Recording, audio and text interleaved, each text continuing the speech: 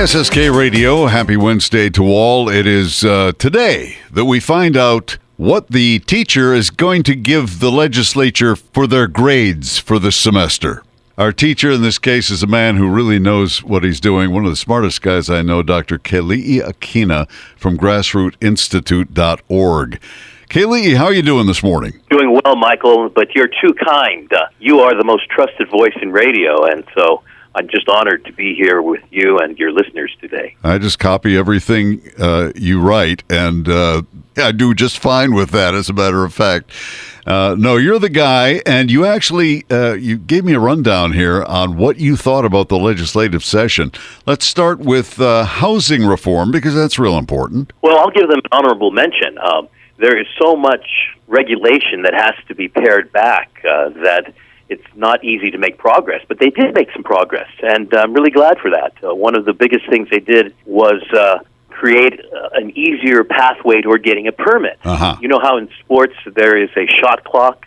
Well, now the legislature says if you don't get your permit in 60 days, you can actually go to an architect or an engineer and have them sign off on it, and that's going to be terrific. I love it. So we'll give them honorable mention. Nice. Okay, a good start.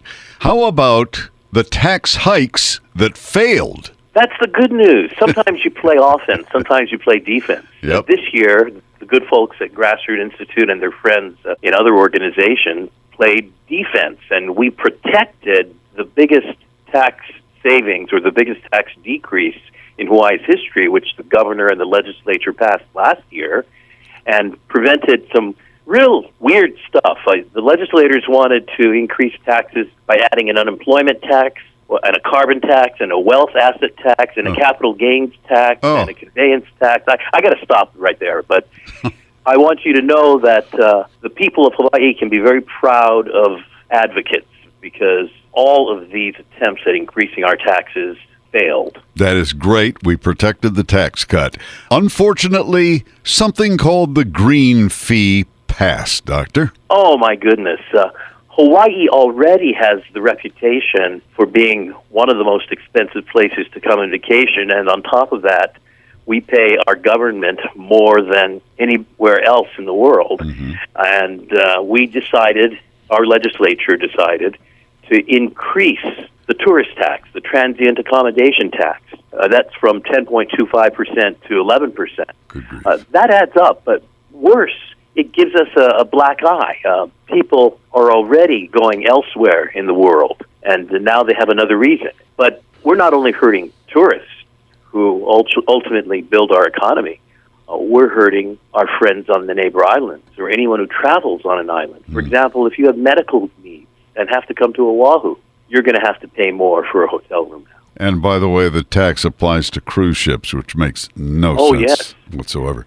Why is it we don't exactly kill the golden goose, but we keep trying to tax it into intensive care most of the time? That's right. We're choking the golden goose. Yeah, okay. At least most of the major tax hikes failed.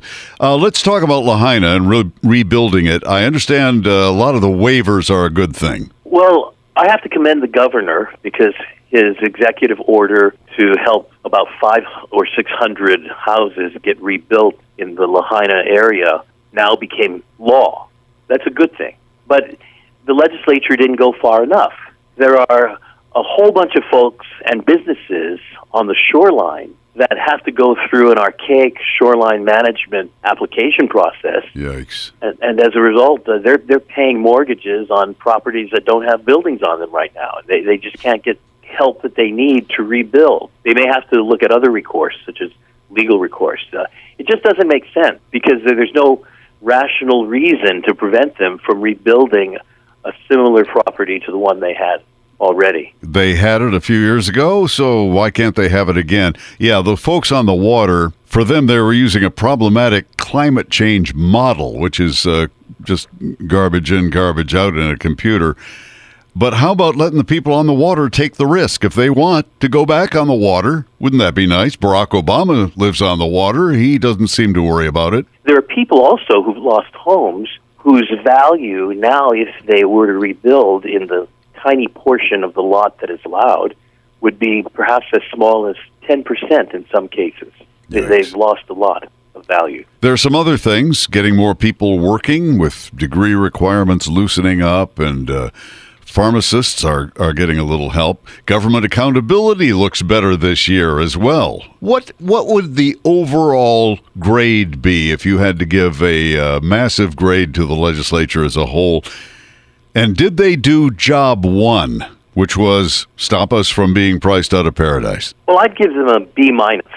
I think they deserve at least an honorable mention for not going backward on the tax cut. It's very important, and they certainly have helped us move in the right direction in terms of paring back all those regulations that make it so expensive to build. But they've got a long way to go. We really have to stop taxing tourism in a way that becomes a disincentive, and we really have to help people be able to live here and afford the price of paradise, as you say. And so I would have liked to have seen more in terms of being able to fix the economy. Okay, we're going to send over the honorable mention trophy then to the legislature with the traditional box of malasadas. Does that sound good? That sounds great. Dr. Keli'i Akina from Grassroot Institute. We suggest if you want to get a little dose of common sense about the state of Hawaii, grassrootinstitute.org is a great place to start. Have a great rest of the day, Doctor. Mike, aloha to you and all your listeners on KSSK.